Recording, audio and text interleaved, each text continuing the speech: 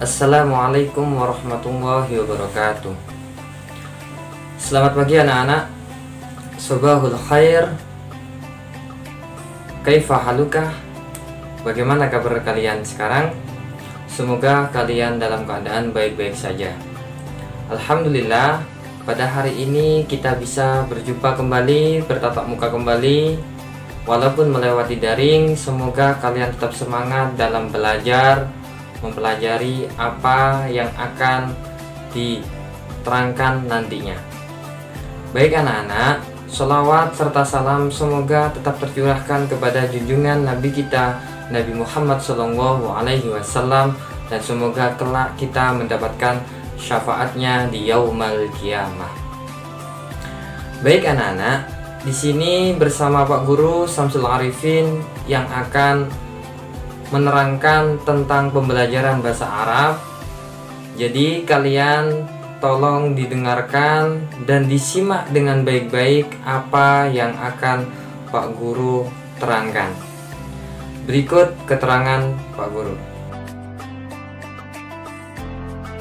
Baik anak-anakku sekalian, untuk pembelajaran hari ini bahasa Arab kelas 6 untuk pembelajaran ketiga, yaitu kita akan membahas tentang fi'il mudhari'. Jadi nantinya kita akan membahas tentang fi'il mudhari'. Nah, apa itu fi'il mudhari'? Ada yang tahu fi'il mudhari'?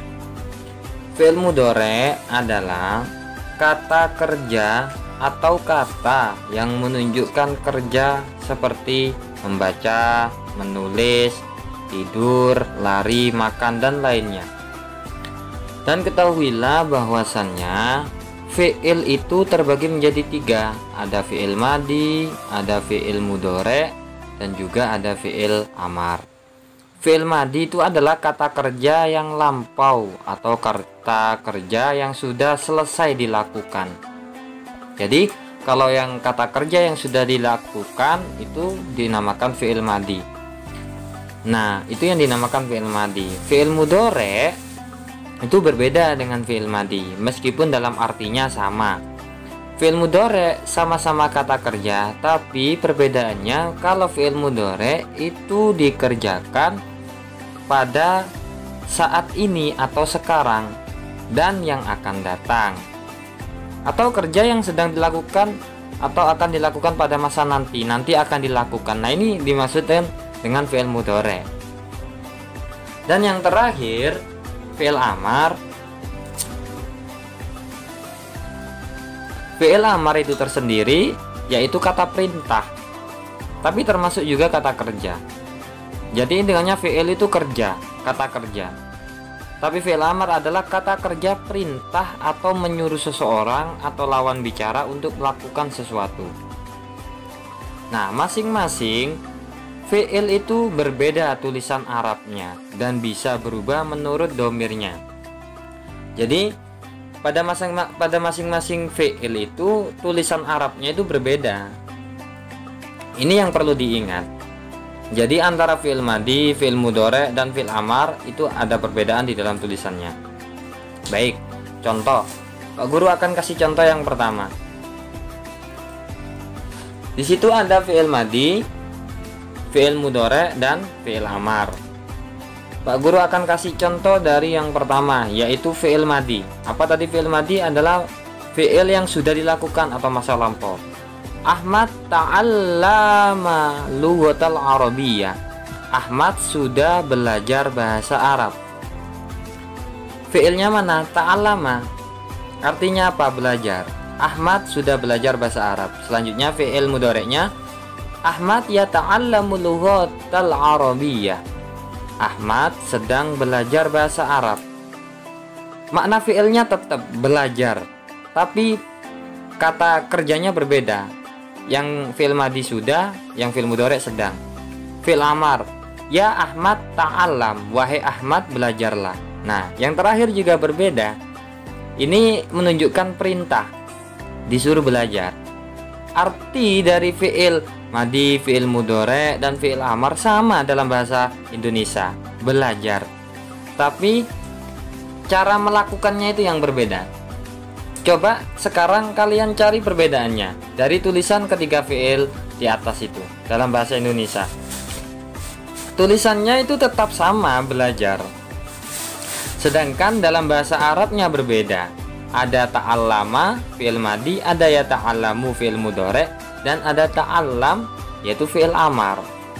Nah, ini untuk dilakukannya itu berbeda. Nah, contoh yang kedua. Di situ juga ada fi'il madi. Ahmad qara'al Qur'an. Ahmad sedang membaca Al-Qur'an. Ahmad sudah membaca Al-Qur'an. Qara'a, baca. Fi'il mudhari'nya Ahmad sedang baca Al-Qur'an. Fi'il mudhari'nya yaqra'u.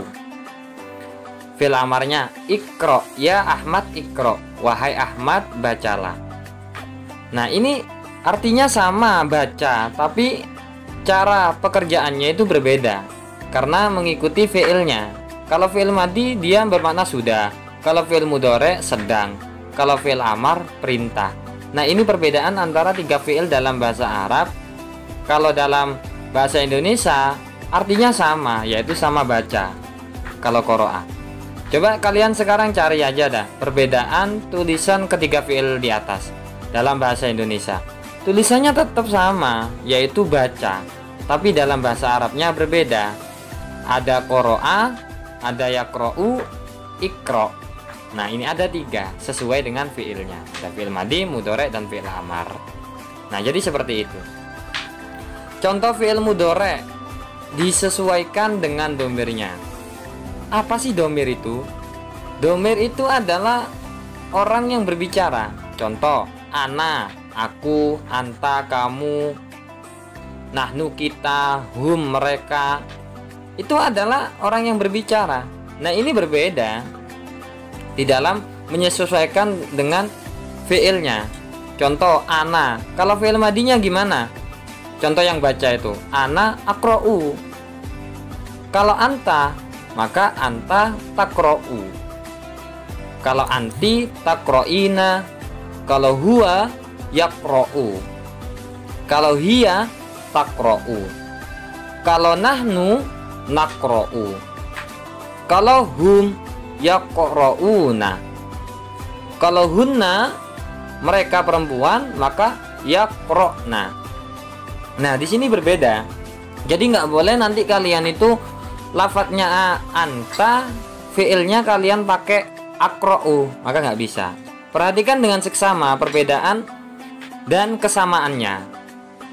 Kesamaannya itu lafadznya sama, qara'a, tapi di depannya itu berbeda. Nah, inilah fungsi fi'il mudhari.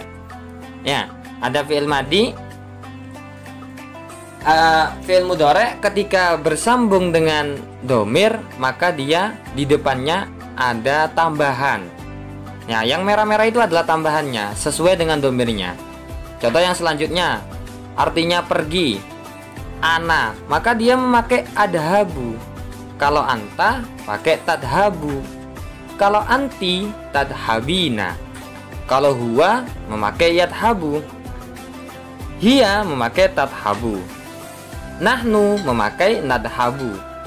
Hum memakai yadhabuna. Hunna memakai yadhabna. Jadi tolong kalian diperhatikan, meskipun di situ ada lafadz anta, anti, itu ada yang laki-laki dan juga ada yang perempuan. Nah, itu juga diperhatikan juga. Kalau yang dibicarakan itu perempuan, maka harus pakai yang sesuai dengan perempuan, pakai lafadz yang perempuan, fi'il mudhari yang perempuan. Kalau laki-laki maka menggunakan yang laki-laki. Contoh selanjutnya, ajlisu, anta tajlisu, anti tajlisina, huwa yajlisu, hiya tajlisu. Nah, dan selanjutnya. Baik, tak kasih contoh lagi. Di situ ada lafadz baca. Ya, baca. Fi'il mudhari'nya kalau domirnya memakai ana, maka memakai aqra'u. Kalau dia anta, maka taqra'u. Kalau dia anti, maka taqra'ina. Kalau huwa dia laki-laki maka memakai yaqra'u. Kalau hiya memakai taqra'u. Kalau nahnu memakai naqra'u. Kalau hum memakai yaqra'una. Kalau hunna memakai yaqra'na. Nah, inilah perbedaannya ketika domir bersambung dengan fi'il mudhari'nya. Ada perbedaan di depannya.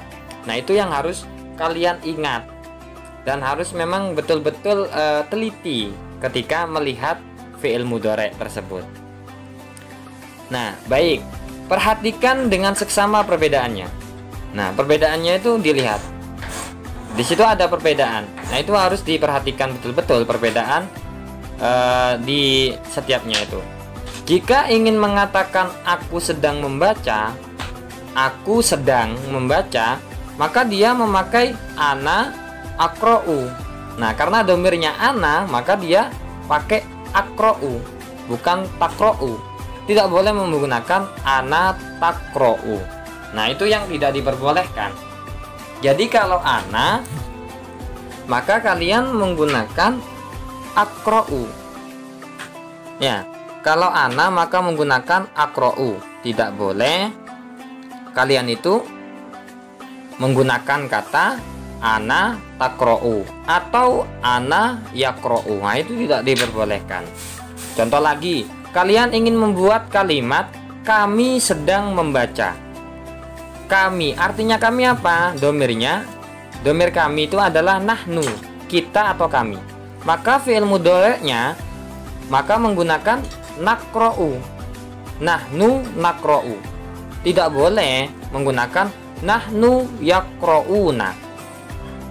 Nahnu yaqra'una. Nah, ini tidak diperbolehkan karena lafaz yaqra'una kalau melihat ke atas maka domirnya itu menggunakan hum, bukan nahnu.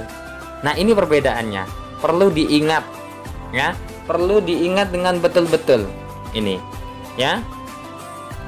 Ini adalah tentang seputaran fi'il mudhari' yang sambung dengan domirnya. Baik, untuk tugasnya yaitu kalian tolong ditulis tadi tabel fi'il mudhari' dan domir yang sudah Pak Guru terangkan tadi. Tolong ditulis di buku tulis semua tadi yang tabel-tabel. Setelah ditulis di buku tulis lalu kalian foto. Setelah kalian foto bisa dikirim ke Pak Guru melalui WhatsApp dan Classroom. Baik anak-anak, mungkin itu yang Pak Guru terangkan. Assalamualaikum warahmatullahi wabarakatuh.